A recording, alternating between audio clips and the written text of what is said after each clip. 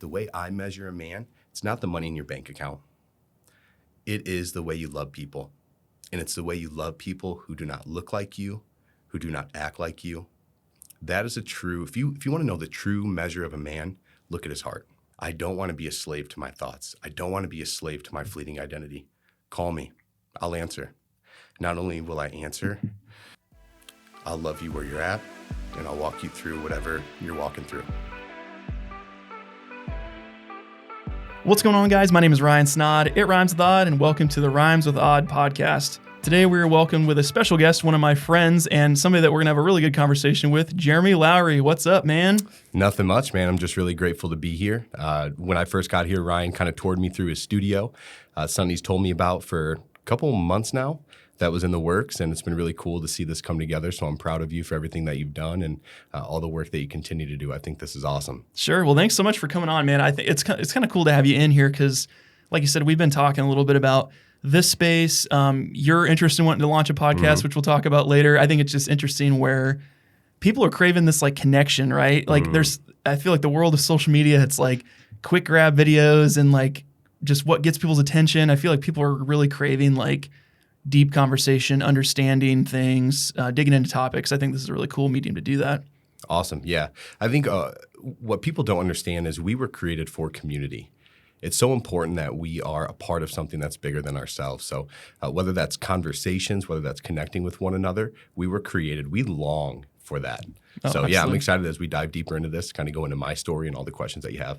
Sure. Absolutely. Yeah. So I think this will be a really good way to kind of probably launch us off here. So Jeramey and I have known each other for probably since 2018, 2019. Yeah, 2018. I first met you at the Chicago Pro Show, bodybuilding event. I was shooting videos for Brett when he was going pro or doing his debut there. So I guess a good place to start would probably be like a little bit about your background. So in 5 minutes or less, like who is Jeramey? Who are you and what do you do? Yeah, so I grew up in a small country town in central Illinois called Dwight. Population's about 4,000 people. So spent majority of my life there. About 18 years old, moved out to a suburb of Chicago called Bourbonnais. Bourbonnais? Bourbonnais, yep. So it's actually where the Chicago Bears hold their training camp. Olivet Nazarene University's there for anybody who might be familiar with that area. From Bourbonnais, ended up in Bloomington, Illinois. That's where Illinois State University is. Lived there for about 4 years. It was at that point that I met my future wife, now ex-wife, and that's kind of what brought me to Iowa. Very cool, very cool. So is Bloomington near Leroy? Is that yeah, okay? Not too far. Yep. My family lives in Leroy. My uncle works for State Farm, so that's like the big draw there. Everybody's all into that. So yeah, corporate for State Farm, I believe, is actually in Bloomington. Oh, very cool. Yep. Yeah, it's like not too far away, I would say. But so I guess a little bit more too, just for people kind of, I would say you're one of the most faith-based people I know, which is a very cool aspect of you, and we'll talk more about that too. But this whole conversation too isn't just going to be like throwing faith in people's faces. It's more about your story, your discovery, and I really want to dig into mindset and just being conscious of what you're thinking of, where your thoughts and feelings go, because that can steer so much. Is like what you're constantly thinking about, or waking up in the morning. What's the first? Everyone tries to block out things. So, from a general sense, like what would you say your approach to like mindfulness is, or like just being centered every day and thinking about those things? Yeah, I mean, even just biblically, right? This is just my Christian spin, but even aside from that, we are called to keep our thoughts captive. What people don't understand is we have several thousand, I don't know the exact number, we have several thousand thoughts that filter through our mind every single day. A very large percentage of those are negative. So many of us have this internal dialogue, that is negative, and it is just important to always be mindful of these thoughts that are coming to our mind. What does that mean? That means so often as we go through the day, you'll often realize it is so hard to be present. So many people have a hard time being present with exactly what they're doing. You have to ask yourself why, right? So many of us live in our head. We were not called to live in our head, right? We have people around us. We were created for community, like I said. It is so hard to know what we're supposed to be doing at any given moment with any given day if we are not mindful of what's around us. So if we're living in our head, we're fixating on thoughts, we cannot be available to love people, right? It's so important that we love people. So when it comes to mindfulness, what are your most common thoughts? What are things that you tell yourself over and over again? So when it comes to mindfulness, a simple way to start is just pay attention to your thoughts. When you go down this rabbit hole, you'll notice that's where it takes you, is right down a rabbit hole. You'll think one thought, next thing you know, it leads to another thought, to another thought, to another one. Next thing you know, you're drowning in this oasis of thoughts, and you're like, how did I get here? Right. Well, it's because I followed the rabbit trail of one thought. Sure. So it's important to just think of everything that's coming to your mind. And if you don't know where to start writing it down. Spend 10 minutes a day writing down your thoughts, right? Start writing down the things that burden you. You'll typically notice the things that follow us are the things that burden us, right? Their traumas, their pains, their hurts, their hangups. They're things that keep us frozen in our space. So it's important. Be conscious of that. Write it down, meditate on it. Why is this thought reoccurring? What is this telling me about myself? So I think just simple mindfulness of just writing down your thoughts. More so than that, just paying attention to what it is that you're thinking. And I think that's where you start. It's what am I thinking? And then you say, why do I keep thinking this? Why does my mind keep going back to this? And then address that deeper root. Well, I love that because, and people might think, oh, this is kind of hokey. And I mean, to an extent it might be, but in real world applicability, like yesterday, for example, I've had just an insane week. We were talking about it earlier. I've had like shoots every day. I've had all these projects going on. I've got a 1-year-old at home, another baby on the way, like family in town, all this crazy stuff, right? Half the time when I like leave my studio, it takes me 30 minutes to get to the gym, which is kind of a longer drive, but I need that time to like turn off work brain and go into like workout brain. But half the time, like you said, I'll be in the middle of my workout thinking about, oh man, I need to get some invoices out, or I need to check that email, or I need to do whatever. And it's like frustrating because I'm like, I can't just be present here and focus on what I'm trying to do.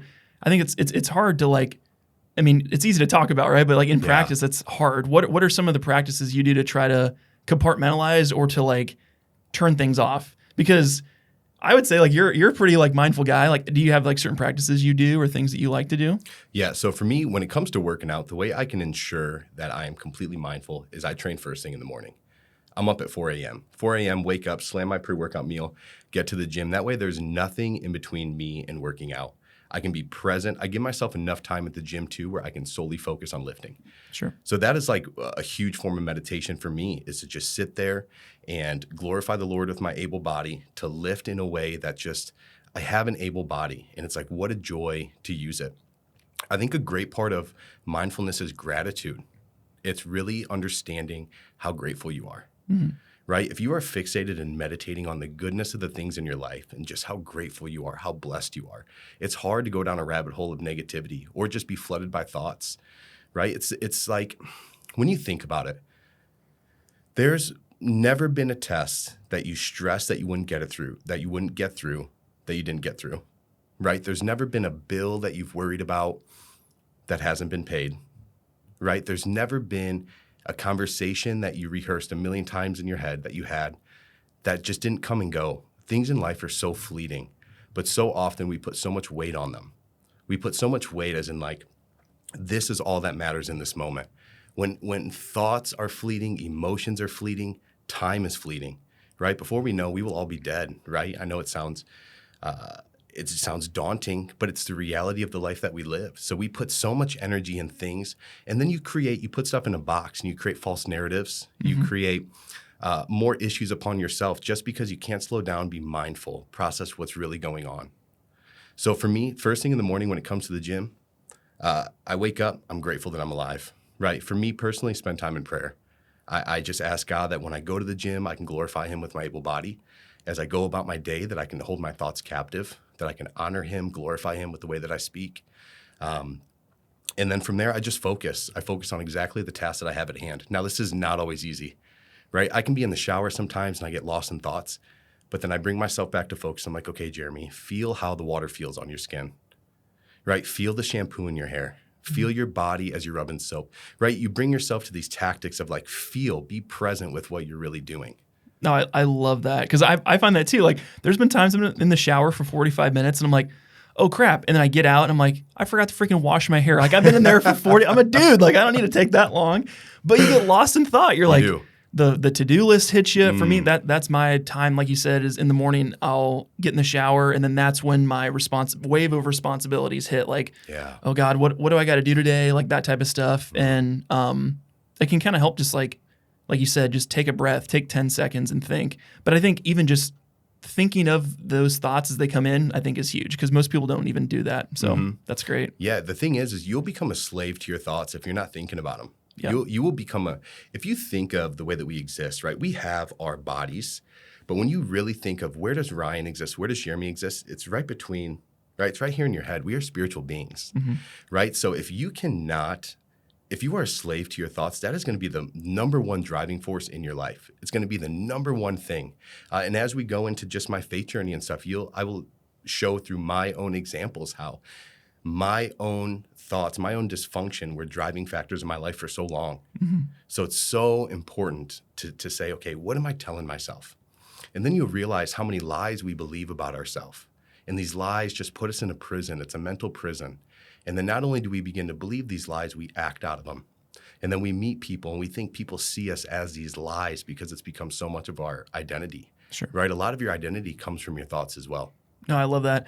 I think this will be a good transition too. We can probably start in just because now we've talked a little bit about where this conversation's going. I think it'll help people to understand more about your past and things that have happened with you. So we can start just with your childhood, where you grew up, some of the hardships you faced, because I haven't even heard the story. I've known through the grapevine and shooting your wedding video and talking with friends and family, like you have things that have happened in the past that have made you the man you are today. So I'd love to hear a little bit about some of those experiences you had that have kind of taken you to where you are today. Yeah.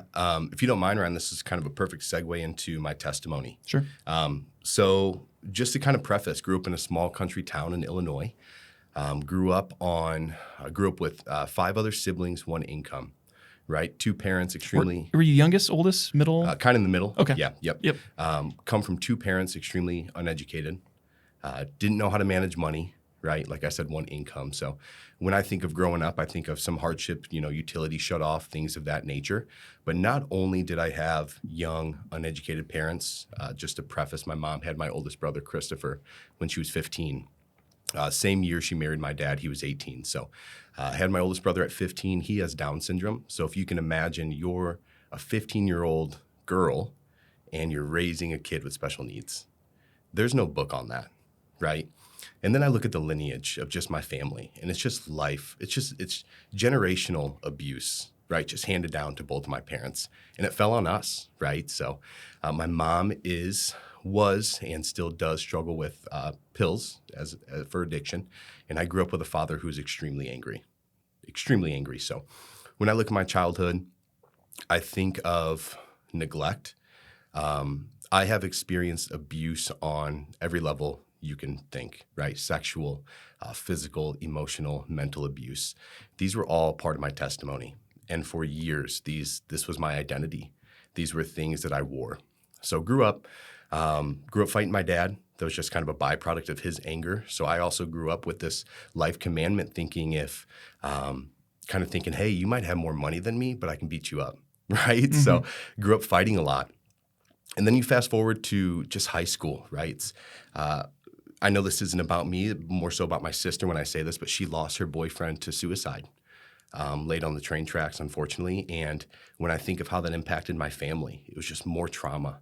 Fast forward a year and a half later, my parents are getting divorced, move out with my dad, and lost everything I owned in a tornado. Oh, my God. Right? So it's hardship after hardship. At the time, I was dating a girl 5 years, and I think of when I'm 18, 19, we broke up, and I had nothing at that point. I guess I'll kind of preface, at that time, I was training with a powerlifting team in Central Illinois. We were the strongest team in the world. 19 years old, I was an exceptional powerlifter, was 190 pounds, squatting roughly 700 pounds with knee wraps. Holy shit. Yeah. Benching 425 and deadlifting a little bit over 600. So here I am, a 19-year-old man-child, right? And that was my identity. So when I didn't have comfort in my family, when I didn't have my girlfriend at the time to comfort me anymore, I had no identity. I had nothing. So I'll never forget, after we had split, I got in my car and I was on a gravel road and speeding. And at that time, I was prepared to take my life. And I was looking at every single telephone pole. And I was saying to myself, which one do I want to hit, right? It was the first time I ever heard I guess, God's voice. It wasn't an audible voice. It was just a voice within me through the Holy Spirit. And God said to me, he said, Jeramey, there's more to life than now. And in that moment, I pulled over and I wept.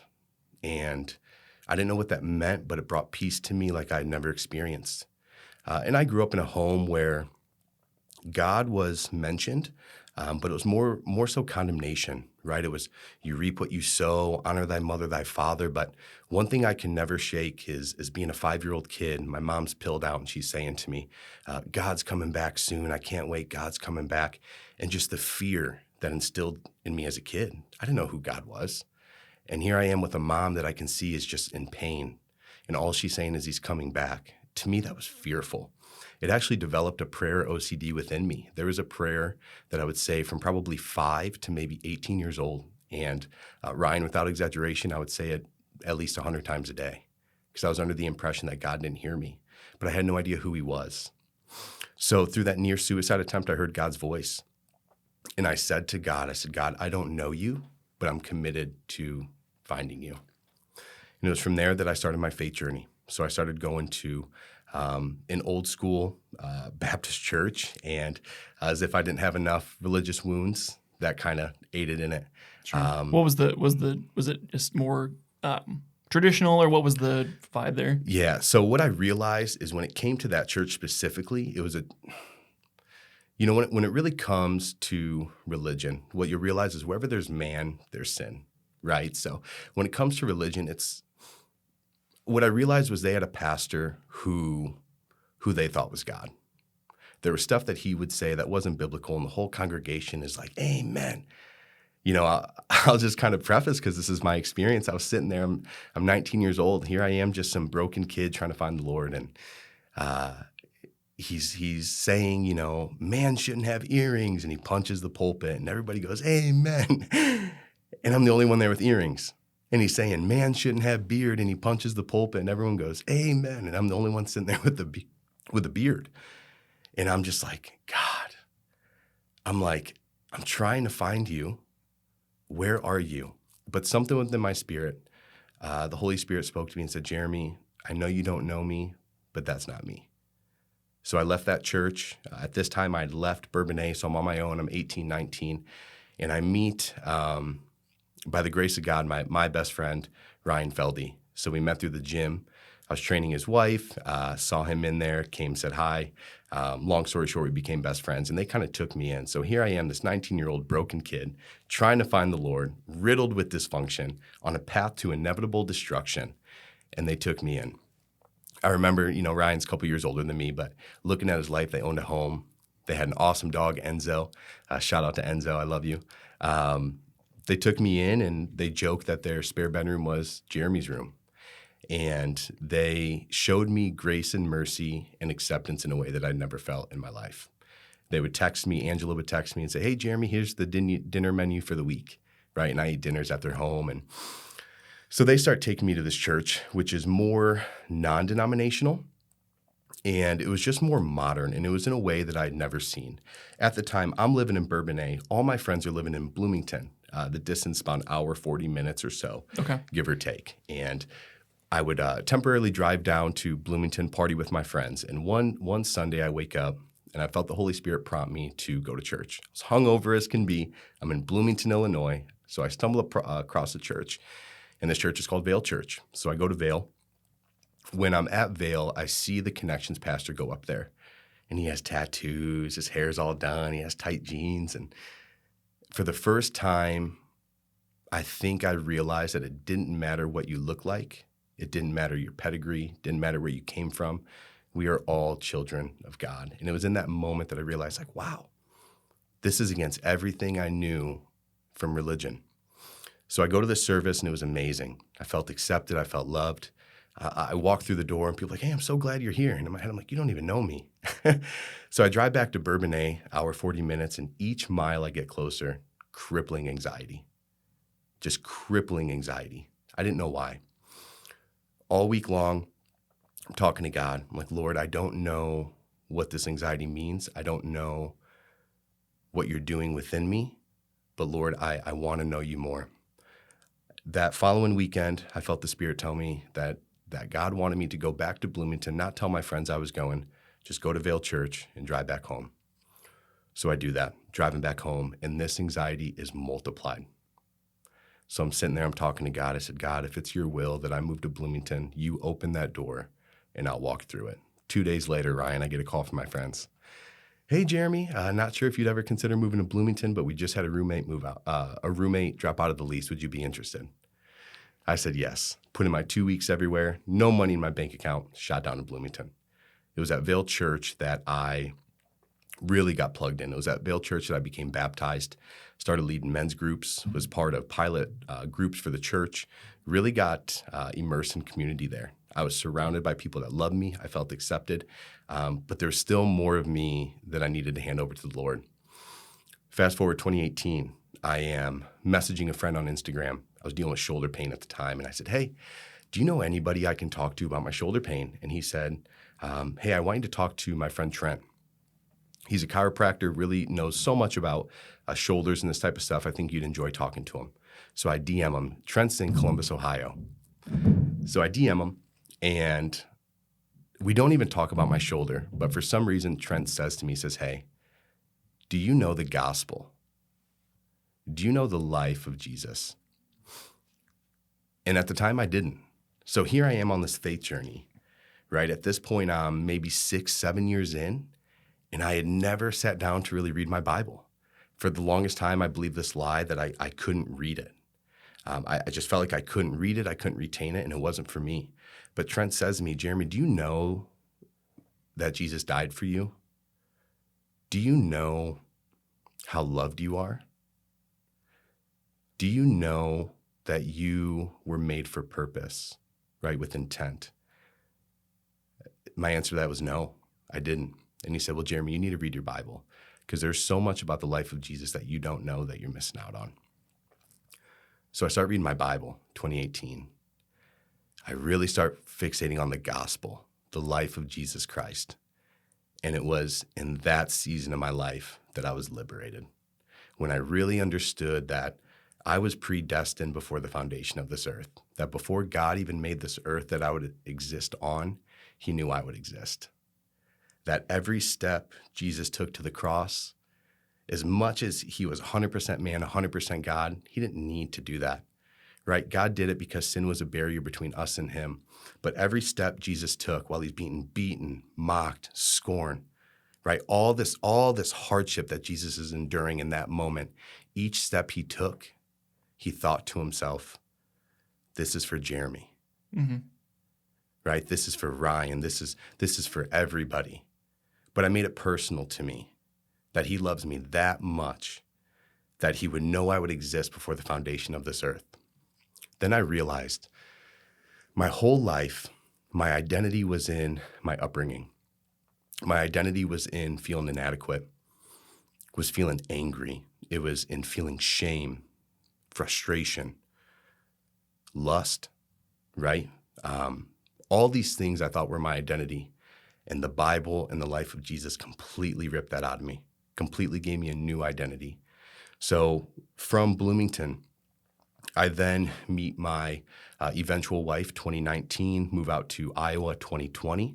And similarly, you just picked up and left. I'm seeing a trend here, like you just follow where you feel called to go. I have to. I mean, if God says go, I have to.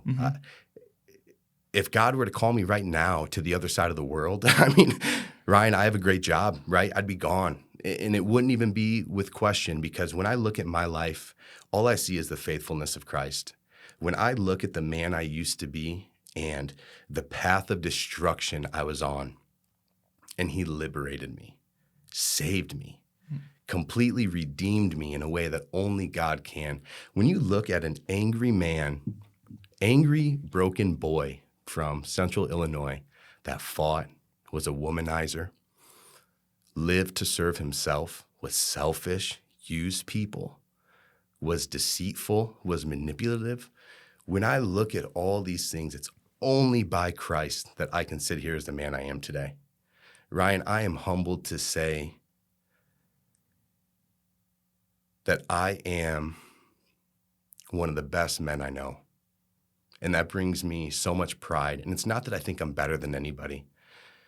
You're just doing the work. You're working on yourself, trying to be better, Ryan, it's a never-ending process. Every morning I wake up, one of the first things I say to God is I say, Lord, thank you that I'm alive today because the work that you're doing in me is not done. My biggest fear is that work will be done. I couldn't imagine waking up and not pursuing being a better man. I couldn't fathom it. When I look at my life purpose, it's simply to serve the Lord and love people. Ryan, if there's anything I love to do, it's love people. And I love people solely because I know I'm loved. I want people to know that they're seen because I lived so much of my life feeling invisible. No matter who I was around, I felt like I was never seen. And it wasn't until I realized that I love a Father who is I am always in the presence of the Lord. I am never not apart from the Lord. And I want people to know just how seen they are, how loved they are. We live in a world where people do not know that they're loved. That's why they go group to group, identity to identity, trying to find acceptance. And there's only acceptance found in Christ. For the longest time, I identified with everything. I thought I was a power lifter. I thought I was a bodybuilder. I'm none of those. You strip all those away, none of those are Jeramey Lowry. Jeramey Lowry is the son of God, at bare minimum. So I'm humbled just that God chose me. Mm-hmm. I didn't even have to exist. Sure. I didn't even have to exist. Not only did I not have to exist, when God called me, when Jesus called, he knew I would answer. But imagine had I not answered that call, the man I would be today would be destructive. My life would be so far gone at this point. The radical change that happened to me is only done by Christ. And it's a story that I share. I think I talk about my faith often. Mm-hmm. And I talk about it because there is hope. Anybody listening to this podcast, Ryan, you have my permission. If they reach out, give them my cell phone number. If anybody wants to call me and share with me hardship, seek any wisdom that I have, if I don't know the answer, I'll sit there and I'll cry with you. If this is tugging on anybody listening to this saying, wow, I resonate with this. I am broken. I don't want to be a slave to my thoughts. I don't want to be a slave to my fleeting identity. Call me. I'll answer. Not only will I answer, I'll love you where you're at, and I'll walk you through whatever you're walking through. And like I said, if I don't know the answers, I'll sit there and I'll cry with you. That's great. Yeah, I think just being there for people is hard, and especially as men, we're taught to be stoic and taught to be emotionless and just deal with it. And we're humans, I think it's starting to become a lot more socially acceptable for people to have emotions, or for men to have emotions. Tell me a little bit about those experiences you've had with talking with men. You mentioned you lead men's groups now. Yeah. What are some of those insights you've learned from dealing with those people? Yeah, I'm just so happy you mentioned what we think a man is, right? Society says a man is tough, a man is emotionless, a man just endures, and a man's a financial provider, right? I want to hit on that specifically because when we think provider, we think financial. What it took for me, absent from the home, like you're on the road, you're out of the house, but you're sending paychecks and you're doing what you're supposed to for the family. Right. We think a man is going away, old school, going to war, and your family's wondering if you're going back, right? But you're the man. What I realized is it really took me rewiring so many lies in my head that I thought of. Just my whole life, I had to shift identity. I realized that my experience and it changed I had a perception, and the perception was altering how I viewed everything, but it was only through my own lens. So now when I look at a man, what a man is, the way I measure a man, it's not the money in your bank account. It is the way you love people. And it's the way you love people who do not look like you, who do not act like you. That is if you want to know the true measure of a man, look at his heart. And I'm not saying I've been perfect at this, right? I am a never-ending work in progress. In past relationships, I've failed, right? I have a failed marriage, right? I've failed in past relationships. By no means am I better than anybody. I'm human. These are things I struggle with. But what I've noticed is when it comes to leading men, especially spiritually, it's given them a platform where they can feel accepted. I think the hardest part as a man is we feel, okay, if I let my partner know this is what I struggle with, will they still accept me? If I share with my friends, this is what I struggle with, will they still accept me? And then you have men who are so far lost in pornography, who are so far lost in lust, who are so far lost in greed, who are so far lost in these that this is their identity, that they're sitting in shame to where they can't even talk about it. I think a big barrier between a lot of people in their relationship with Christ is shame, is your sin. You say, you know what, I'm so far gone. I'm so bad. Why would God even want me? And it's like, you don't understand. God loves you. We don't make heaven better. We don't make heaven better at all. Heaven is going to be amazing with or without Jeramey Lowry. It is a privilege that I get to be a part of the kingdom. So then you say, why did God create me? God made me because he loves me. He made me because he loves my creation. He delights in who I am. And he died for me, so I live for him. So when it comes to men, it's giving them a safe space to say, hey, listen, come as you are, right? I think one of my biggest gifts that God's given me is I believe I've felt nearly every worldly emotion you can feel. Obviously, context is always going to be different, right? But in the same way, Ryan, you know what anxiety feels like. I know what anxiety feels like. We know the feeling. It just may be different circumstances. So as a result, I can relate to a lot of people and how they feel and what they're feeling, even though the circumstances are different. It's creating a safe space for people to say, hey, listen, this is what I really struggle with. Because God tells us to bring our sin to the light. So long as we keep it in darkness, we'll always be a slave to it. So long as we sit in the shame that it makes us feel, we'll miss the mark on the identity of who we're supposed to be. So it's important that we create a safe space, let people know they're accepted, they're loved. Because here's the thing, if I were to judge people for their deepest hurts and hangups, it's like, man, I'd hate for them to know some of the things I've done. Mm-hmm. You know, I couldn't imagine. If God didn't have such grace and mercy on me, I wouldn't accept me. If I was God, I wouldn't love me for the things that I've done. I've done bad things, man. I've hurt a lot of people in my life. I've been selfish. But there's so much hope, right? The things that we've done are not who we are. A lot of times it's just a reflection of our pain and our dysfunction. So I know I keep saying it, but it's giving somebody a safe space to say, hey, listen, I love you. Come as you are. I love you. Where you are, I accept you. I love you where you're at, and I will walk with you through whatever it is that you're walking through. I have friends, brothers in Christ, that will text me and they'll say, hey, Jeramey, today I'm struggling with lustful thoughts. And people are like, man, why would you even share that? It's because there is power in saying, hey, this is what I struggle with. It's okay to ask for help. We don't want to ask for help. We need help. Earlier, when we started the podcast, I said we were made for community. We need one another. Ryan, when you look at your life and where you're at, and I'm proud of you, there's been people that have helped you along the way, right? Absolutely. You have a loving, supportive wife. You know, you have people that have pushed you and encouraged you and nurtured you along the way. There was a time when you knew nothing about videography, right? And I'm sure there was somebody who mentored you, poured into you, showed you things. And it's so important, guys, that we're not gatekeepers, right? We don't hold the hidden nugget of knowledge with anything. Anything that's been given to us, we've learned from somebody or learned from something. So it's just important to extend a hand and help people.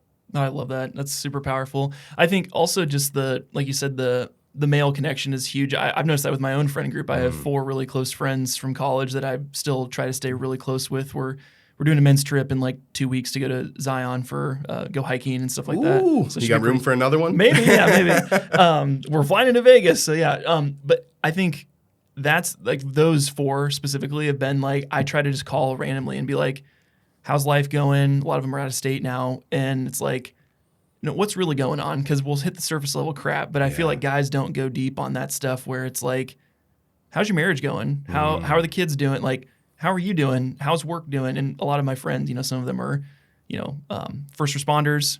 Have you seen anything tough this week going on? It's like, well, there was a dead body. There was a domestic abuse. We had to break up. There was a shooting, whatever. It's like, just giving somebody a safe space to air out their problems, I think, is super huge because then they can just get it off. Like you said, if it's in the darkness, it's going to fester, it's going to grow, it's going to turn into this big, nasty, hairy, gross thing that you can just get it off your heart, then you can move on with your life. It's super powerful.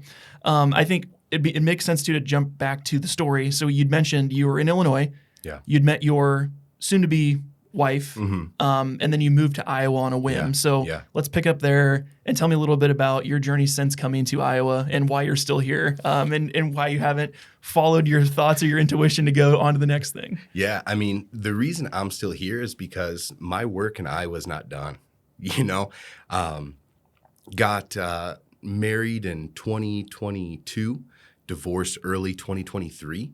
And Ryan, I'll tell you what, you learn a lot about yourself when you are on an air mattress in a 1-bedroom apartment for 2 months. When you have a future that you think you have, but you lose everything, right? You learn a lot about yourself. And it was during that time that I realized I was exactly where I needed to be. The reason I haven't left yet is because, there's still so many people in Des Moines that need to hear the gospel. There's still so many people in Des Moines that need to know just how loved they are. And there's so much more for me here, right? As much as, it's like, I want to serve people, but I know that my work here is not done. There's still career opportunities and doors that are yet to be open for me that I know will. There's still a podcast that I'll be starting that's going to be impactful. It's going to be impactful for the Des Moines community, and my hopes is for the United States and the world. I haven't felt called to go anywhere. It's something I'm in prayer about all the time. There's times where I feel shameful, just that I got divorced. Sometimes I can be such shame, and I'll sit in that. I'll start believing lies, and I'm like, you got to leave the area. It's like, run away from your problems and run away from the pain. Yep. Which was the theme of my life, right? So the more during this season I spend so much time, God says consider it pure joy when you face trials. It's like I am finding joy in the chaos. I am finding joy in the suffering, because when you're suffering, you're the closest to Christ. Christ suffered. So I realize when I'm suffering, it's just because there's more of me that needs to die. So I can't leave the area yet because I'm not called to. What's keeping me here is God. God is just not opening doors that's calling me to leave. But the minute he would, my job, I'd put in my 2 weeks and I'd be out. But this is where I'm supposed to be for now. I don't know why. That's a hard one for me to answer, Ryan, because I don't know why I'm still here. Sure. But the reason I'm still here is because I haven't been told to go elsewhere. Well, and I think the thing I always tell myself, if I'm still in a situation where I'm like, well, maybe I could go, it's like there's still work to be done. Or like you said, you're still on this like roundabout of waiting until the right door opens, where it's like you're kind of going in a circle until this opens up, and then you can go into that too. Take me back to, like you mentioned, your marriage had just ended. Yeah. You were living on an air mattress. Talk about like, what does that do for your mental stuff? Because you probably just sat and thought a lot. Where we were talking off air before, it's like if we're going through hardship, you'll fill your mind with stuff, right? We'll go to the bar and get drunk, so you're like not thinking about that, you're doing that. Yeah. Or you'll, like you said, you'll associate with bad people, you'll do drugs, you'll watch pornography, like fill your mind with negativity to get your mind away from like solving or confronting the real problems in life that are stopping you from being happy. What was that journey like for you when you were sitting on the air mattress and you're like contemplating like, what the hell am I going to do with my life now? Like what's next for me, and how do I get past this? For me, Ryan, it was really being honest with myself. It was saying, how did I end up here? Obviously, relationally, there's going to be two sides to every story, and both people are going to have a part in a separation. But I can only be accountable for myself. So as I'm sitting there on an air mattress, everything in my flesh is saying, you know what, Jeramey? Go ahead, smoke marijuana, get high, right? Numb out. Try to reach out to women and hook up. And none of that sounded more appetizing to me than sitting in my sin and really looking at myself and creating an internal disgust for the way that I can be. When I was on that air mattress, I mean, just so many thoughts, right? You have suicide ideology, and I say that loosely. Not that I was ever close. It's just I think it's pretty common to have suicide ideology when you feel like your life is just in turmoil. Satan loves to give you the lie, saying, "Hey, take the easy way out." So aside from that, I knew there was so much of myself that I needed to change, and what a disservice to myself would I be doing had I been confronted with the situation where I'm called to change and I run from it. So I buckled down on that air mattress, man. I spent time in prayer. I spent time in my Bible and seeking Lord in the way that I'd hate to say I never have because it's never been a journey, but when you face these trials, right? Like God says faith produces perseverance. You learn to really dig your heels in and get to know the depth of Christ even more. And through therapy, I realized that I struggled, still do sometimes, with anxiety immensely. I used to always think I was somebody who was like, I don't care what anybody thinks about me. Could not care less. Until you're sitting there and you just realize that you can't control what people say. You can't control what people do. So through therapy, I realized, wow, I really, really struggle with anxiety. And then on top of that, it was revealed to me, and I was deceived by it, right? I used to sit and think like, man, I don't know how people can be so anxious. Like, just hand it over to God. God wants to take care of it. And it's like, how arrogant of me, how prideful of me to think that it's that easy, not knowing that I'm drowning in anxiety, drowning in it, to the point to where like I would have like a pile of laundry. And I would get so overwhelmed at the idea of having to unpack that and put that away that I wouldn't do it. The root of that is anxiety. Mm-hmm. But I thought, there's something else I'd rather be doing, just sitting on my couch playing, on my phone. It's like, no, that was anxiety. It was anxiety that would cause me to have these conversations with people that never took place, that would keep me from either seeking what I really want and asking for it, or it would cause me to self-sabotage because I thought a conversation was already going to go somewhere. It was at the point where on that air mattress, I realized I was done self-sabotaging. I was done projecting any pain that I had. And another thing I realized that I struggled with immensely was shame. Ryan, I thought every room I walked into, people looked at me and knew that I felt that I was bad. I felt like people looked at me when I walked into a room. It could be a room of 100 people, and I felt like all 100 of them would see me and say, yeah, he's bad. Like they knew the dialogue I had within my head. They'd seen everything terrible you'd done in your life, and it was just on your chest, like clear as day. Yes, like it was a scarlet letter. That's what it felt like. Mm-hmm. But I was struggling with so much shame. And then I'm reflecting, and I'm like, wow, I acted out of shame. Shame was the main driver in my life. It wasn't God like I thought it was. I was so deceived, right? I thought I was so close to God that I was above these things. Mm-hmm. I thought I was so close to God that it's like, you know what? God's in control, so I don't have to worry about it, so I don't have anxiety. But it's like, that same anxiety was driving my life, but I was deceived. Mm-hmm. So Ryan, on that air mattress, God gave me eyes to really see myself and my sin for the way that I really am. And I think I'm just curious too, how did you you had all this weight on you, like the divorce, you just lost your job at the time. Mm-hmm. You're just bottomed out what gave you the power to shed all that mm-hmm. and pull yourself out of that hole? Mm-hmm. What were the steps that you took, and then what ended up happening? Because you're not living on an air mattress currently, right? No, I'm living good, man. I'm joyfully single. God is good. I'm happy. I want to preface, didn't lose my job, was in the transition of a new job. Oh, gotcha. Yeah. Can you ask that question again, though? I'm sorry. No, you're great. So I guess just for my better understanding, tell me a little bit about how you shed that weight and the stress and the anxiety and all the negative things that were happening to you. And how'd you dig yourself out? Yeah. For me, it was identifying, right? If you can't identify these things, you will wear them. So for me, it was first coming to myself and saying, Jeramey, you're not as good as you think you are, right? You're not as far along as you thought you were. And really being honest, I sat with my shame and I'm like, okay, where does this shame come from? And I realized that I was playing victim all the way from my upbringing. So I always thought I had a fallback of like, you know what? Yeah, but these things happened to me. Because these things happened to me, I can use X, Y, and Z as an excuse. So my steps were therapy, community, surrounding myself with people that really love me.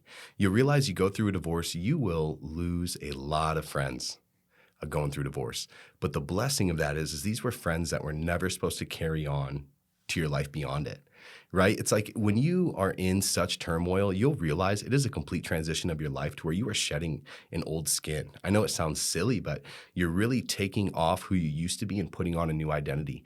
So I said, you know what, Jeramey, you can turn to dysfunction.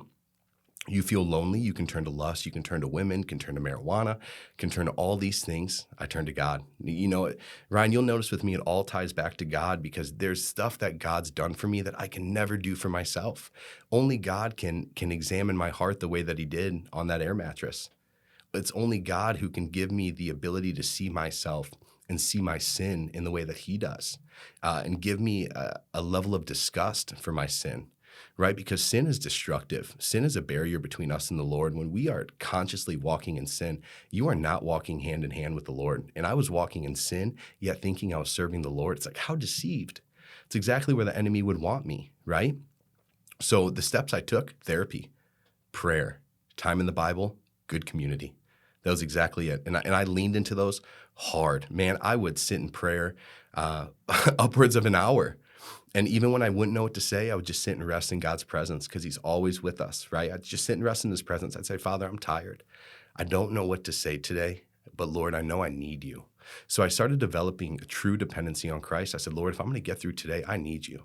I need you to draw near, right? God says in the book of James, if you draw near to him, he'll draw near to you. It's like, how did I draw near to him?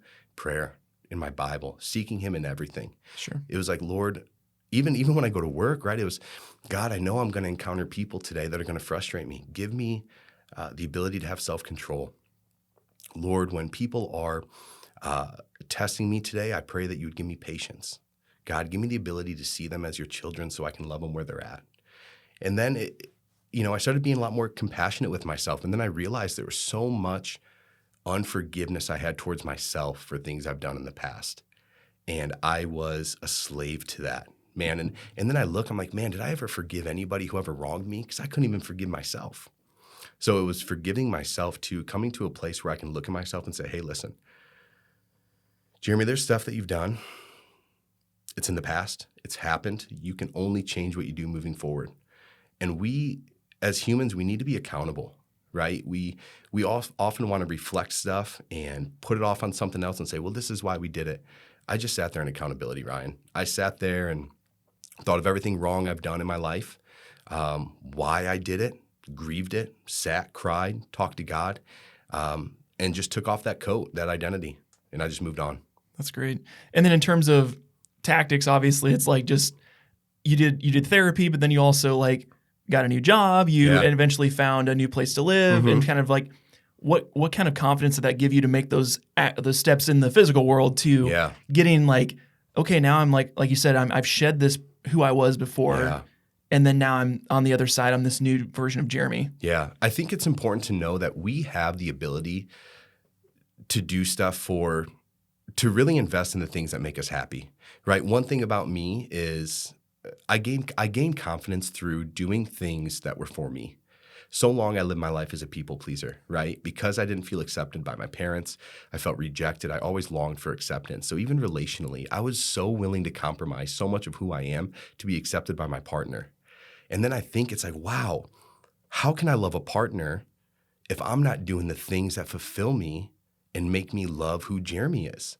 Dude, that is so powerful. Like, it really is. Yeah, it's absolutely. It's the truth. It's like, how can you love somebody if you're not doing the things that make you you, right? You can't love somebody from a place of somebody you're not, right? So for me, it was like, you know what, Jeramey, it was joy in knowing, okay, Jeramey, you can do the things you've always wanted to do and nobody's holding you back.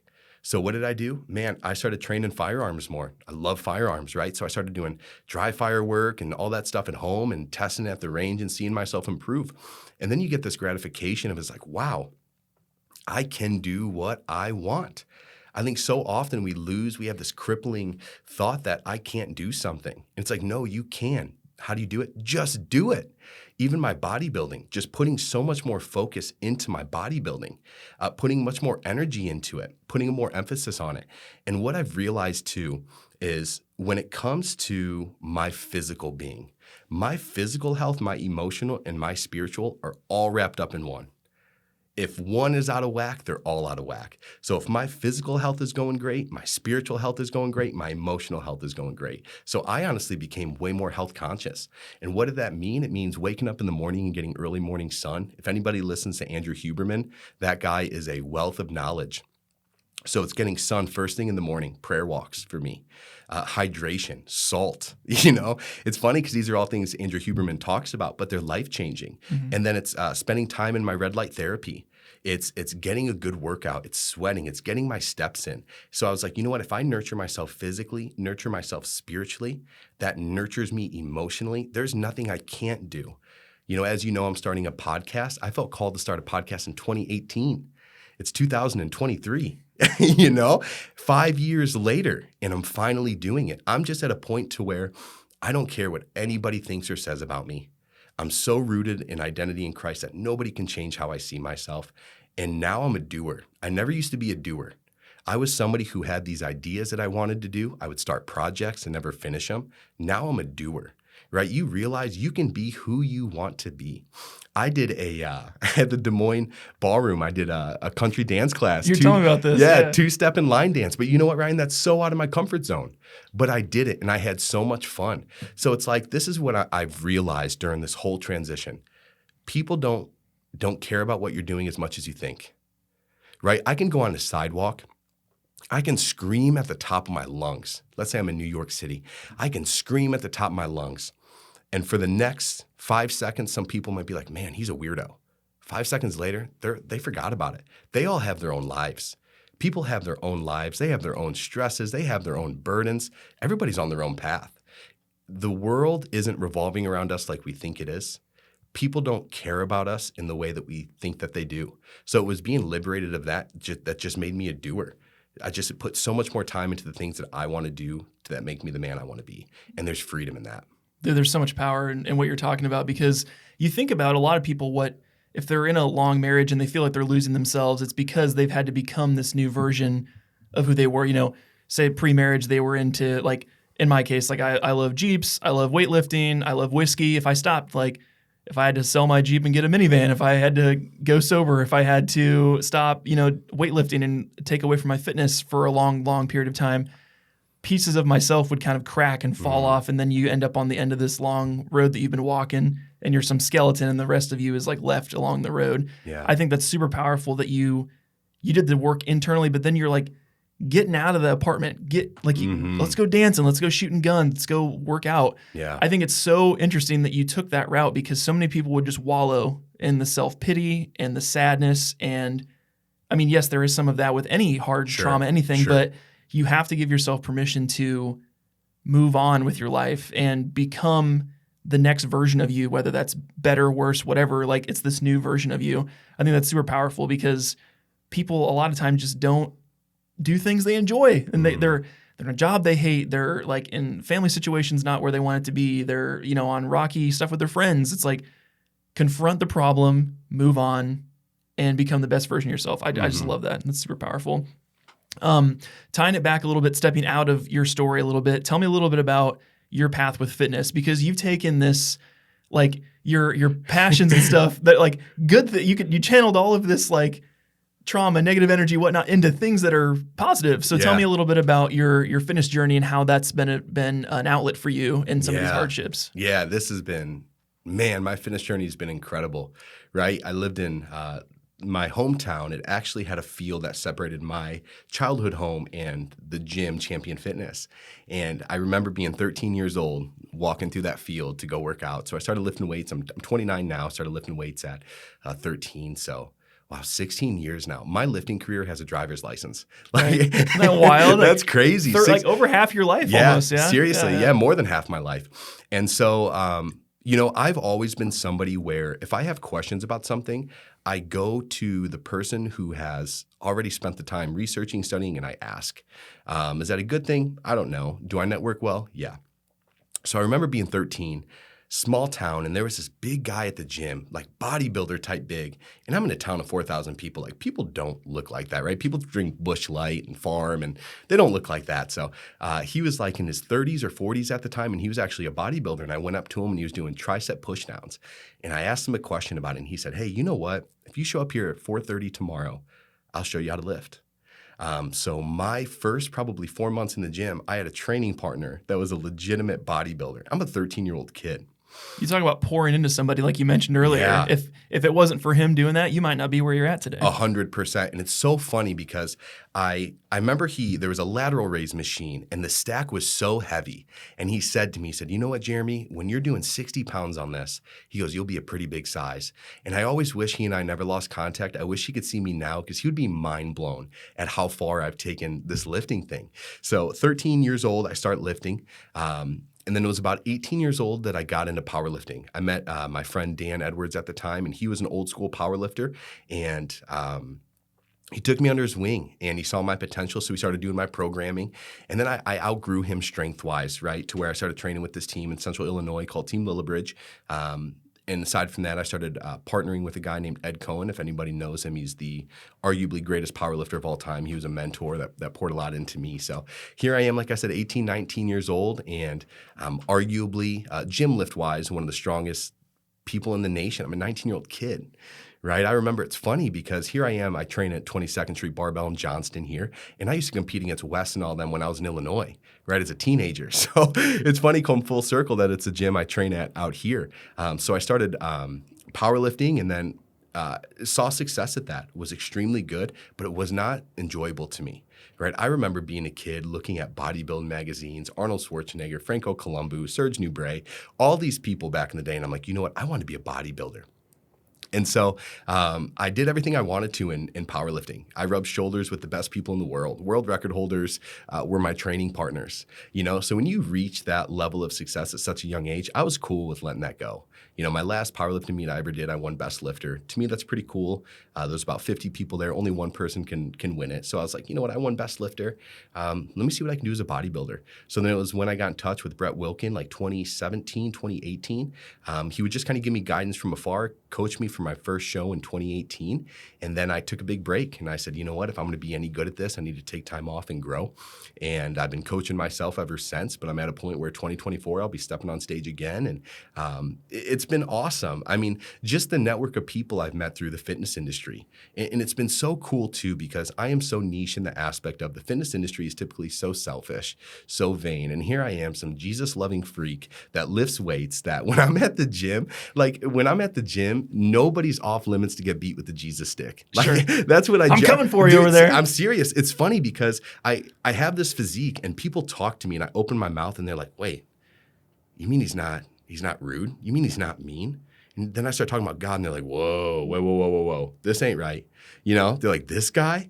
And it's been so powerful. I've evangelized to so many people in the gym. Next thing you know, I got them going to church with me, you know, or sure. I got them involved in Bible studies and stuff like that. So the gym to me has been an awesome outlet. It was the one thing to me. I mean, I think of days when I'm 15, 16, 17 years old, and I would have such hard nights that I wouldn't sleep. And the minute the gym would be open at 5 a.m., I'd be in there deadlifting. I remember one day I had one of the hardest days, and I was 17. I'm in the gym, and I was just feeling such pain that day. I went to the gym right when it opened, and I put 500 pounds on the deadlift bar. I'm a 17-year-old kid. That's a big deadlift for a 17-year-old. I remember I attempted it 10 times before I got it. But so your lower back had been shot. Oh, dude, I honestly probably was bedridden for a month after that. But it's that outlet for me. It's always been that outlet for me. I know it sounds cliche, and so many lifters say it's like, you know, the weights will never let you down. But there is truth to that. It's that one constant in my life aside from Jesus that's always been there. I always know I can go to the gym and lift. I always know that I can go there and take out any hardship, any pain. It's so therapeutic. Anybody who doesn't focus on your physical health, like, you are missing out on an immense part of therapy in your life. Mm-hmm. There's something gratifying about, you know, you reach a point strength-wise where you get like preset anxiety, right? You look at the weight you did the week before and you know this upcoming week you got to beat that, right? It's just this internal thing. It's like, I got to beat that. So there's some people, it's crazy to me to think that people don't understand the feeling of having that preset anxiety and just kicking that set's butt. Like just murdering it, right? And the gratification that you feel when you rack that weight and you're like, I did that. You know, when you look at something, the thing lifting taught me, Ryan, is I can do anything hard for a minute. That's what lifting's taught me. I've looked at weights. I've had sets in my mind that I needed to do that scared me, right? One of the reasons I got out of powerlifting at 19, not 19, like 22, 23. I got scared. The weights I was dealing with were scary. Like, I'm just being transparent. It was scary. You're risking injury every time you slip on the platform, you know? Yeah, I mean, when you're 19 years old and you have near 700 pounds on your back squatting and you're a child, like, that's terrifying. Yeah, your joints take a lot of pain and just, Yeah, I mean, there were days, too, I couldn't get out of bed without taking 1,000 milligrams ibuprofen. I couldn't tie my shoe without, you know, cringing in pain. And here I am, a kid, you know, and I'm feeling this way. But just the gratification of going in there and having an awesome workout, the endorphins that come from it, or lifting a weight that you never thought you could. You know, it's a cool thing where, you know, Brett Wilkin had told me, he said it's a marathon where every day is a sprint. And if you notice, if you look at my life, the theme of what I do, I don't do anything that's not an investment, right? Like firearms. I love it because I can train daily through dry fire and stuff at home, and I can get better. Bodybuilding, I can get better. Faith-wise, I can always grow deeper with the Lord. I can always be a better man. If something's not an investment in my life, I don't do it. You know, that's why I quit football in high school. I was a great football player, but I quit because I said, you know what, Jeramey, are you going to play in college? No. Are you going to play in the NFL? No. So that's where it stopped for me. Sure. You know, I love that too, because similarly to your story with the fitness side of stuff, that's kind of how I got into it. I was middle school twig. I was probably like 160 pounds, but I was already 6'1" when I was in like middle school. So everyone's like, oh, like you'll be a really good athlete. I ended up going to the gym in the summer and worked out for like a week. And then there's a sign-in sheet on the wall. And I was like, well, where's the 7th grade sign-in sheet? I'm like, you're in 7th grade? I'm like, yeah, like you're not supposed to legally be here. Like you can't be in the weight room until you're at least 8th grade going into freshman. So I was like, oh shit. So I had to leave. But it was funny because my first summer I put on, in 3 months, put 25 pounds of muscle on. Wow. Because my body just took to it that. And I was like, if this is what it's going to be like the rest of my life, like, dude, I'm going to be like 400-pound gorilla dude. But I got my 25 pounds of base foundation plateaued. It was like no more weight gain. So it was like 200 pounds for like the next 5 or 6 years.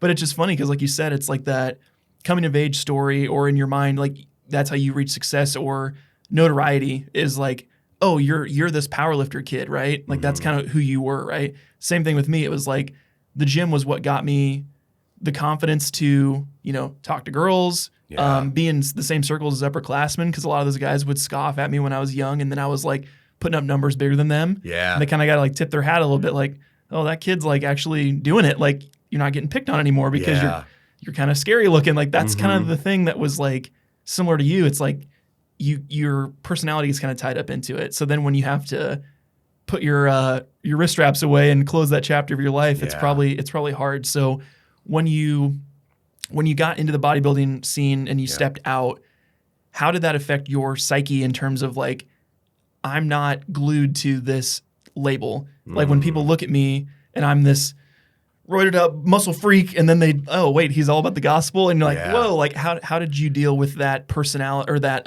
switch of the labels? Yeah, so you know, I got to talk about powerlifting quick, because people always say to me, Jeramey, you were such a good powerlifter. Do you ever plan to get back into it? And the answer is absolutely not.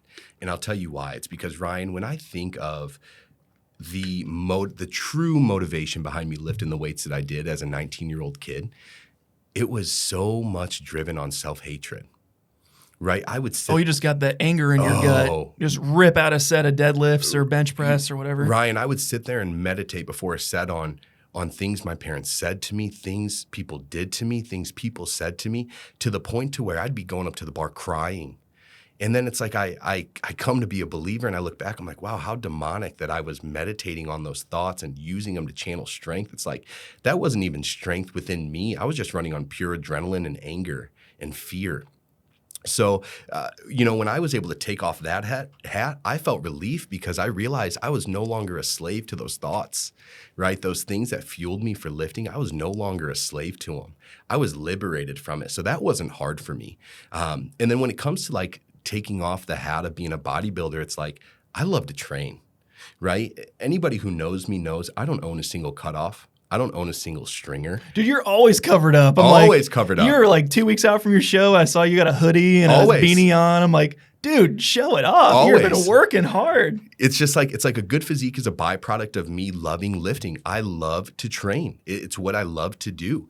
So for me, taking off the bodybuilding hat wasn't hard because what you realize is you wear these identities, you create subconscious expectation that you have to maintain that.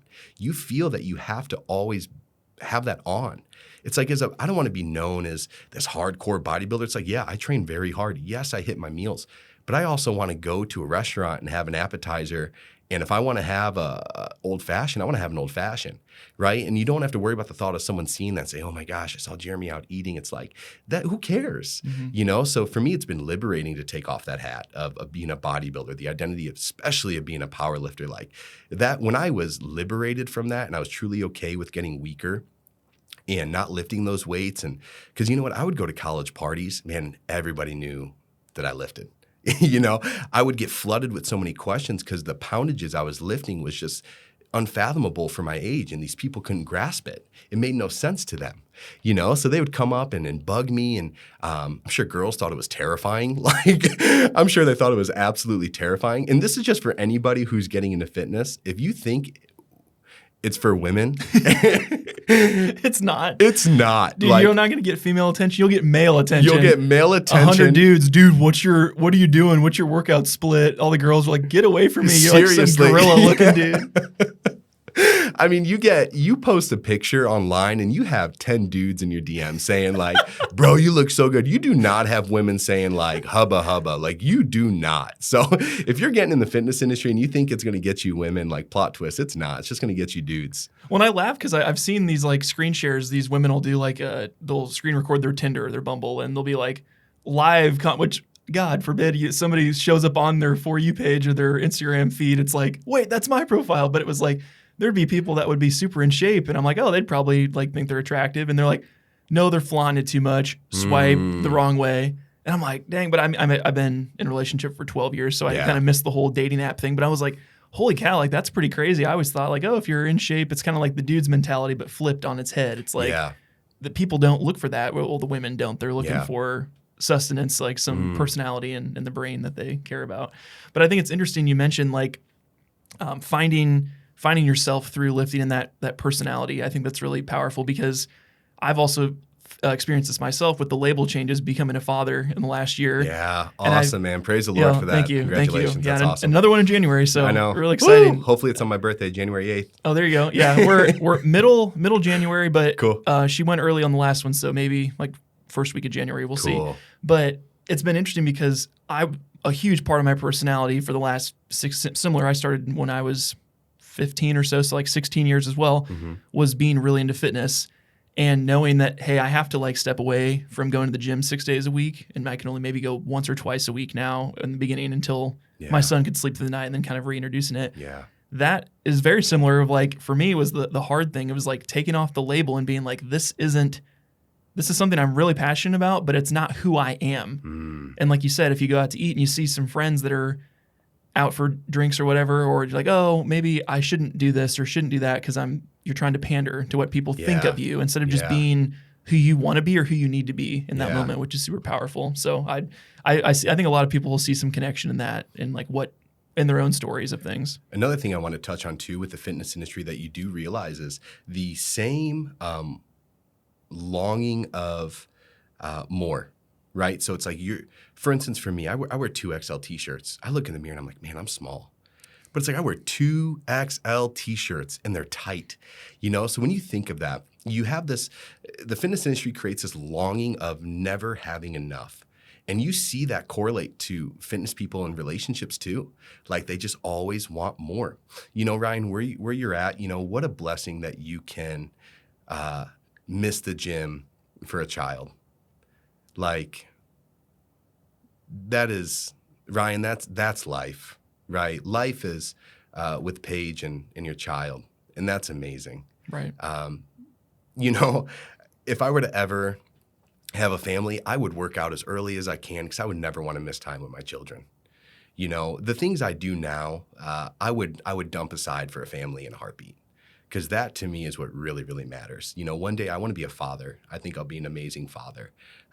So, Ryan, I think it's amazing that you can sacrifice going to the gym for your child. Because when it's all said and done, all that matters is the man that you were, how you led your wife, how you led your family. And I think that's incredible. So I'm happy for you. Yeah, thank you so much, man. And it's been funny, too. We've been I got pictures of Ron and I doing a 5K together because I'm like, I want to get this 5K done, but I take him in the stroller and he's screaming. I crank my headphones up. I'm just waving at people don't mind the screaming kid. I got to get this run done for charity or whatever. So it's kind of fun. You got to make it all melt together, which is pretty cool. Yeah. Okay, so kind of bringing it all together here, Sure. I want to try to talk a little bit about, we mentioned all the hardship that you've gone through, the ways you've overcome it. Mm-hmm. What would be a common theme that you would encourage people that are going through hardship right now, whether it's a faith approach to it or just a practical approach? Mm-hmm. What are some things that people can do to get out of their own head and get out of their own way and move on from something that's really keeping them from achieving whatever it is they need to do in life? Yeah, get perspective. How do you do that? Surround yourself by people that love you, that really love you.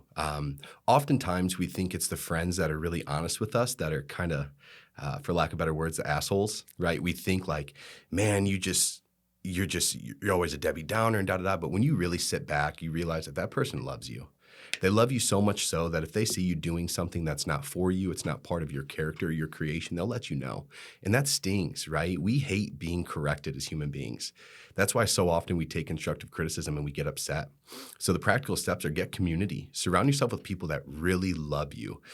People who will not coddle you in the aspect of tell you what you want to hear, but tell you exactly what you need to hear. When I confided in friends, it's my friends are there, they comfort me, but they're also hey, on the flip side of this, this is what's wrong about you in this situation, and this is where I think your focus should be. We should celebrate victories, but we should always never lose sight of the things that get us in situations in the first place. So community is crucial. Surround yourself with people that love you, that will be honest with you. And that's hard to find. And if you're struggling to find that faith-wise, get involved in a church. If you're struggling to find that not faith-based, get yourself in a community. For instance, I'm in the firearm community. Some of the coolest people. They come from all different walks of life, and we have one commonality. We like shooting guns. But they're so cool. They're so supportive, and they have different perspective. So you want to make sure, too, that you're surrounding yourself with people that aren't biased towards, just not biased. So get yourself in community, whether that's join a dance class and meet people who like to dance more, make friends with these people, because you realize that we all want community. We all want to lean on one another, and there's things in life that we can't do without the help of others, and that's pretty much everything. There's only so much we can do. There's only so many doors that we can open by ourselves without asking for a handout. So seek the people that love you, that really love you. And how do you know if somebody loves you? They look out for what's in your best interest without bias. Sure. No, I love that. And I think that's really something too with any hardship. I know I've had a lot of friends that have gone through breakups and they're like, I've been off the grid for years. What do I do? I'm like, just go do things out of the house and get out of the house.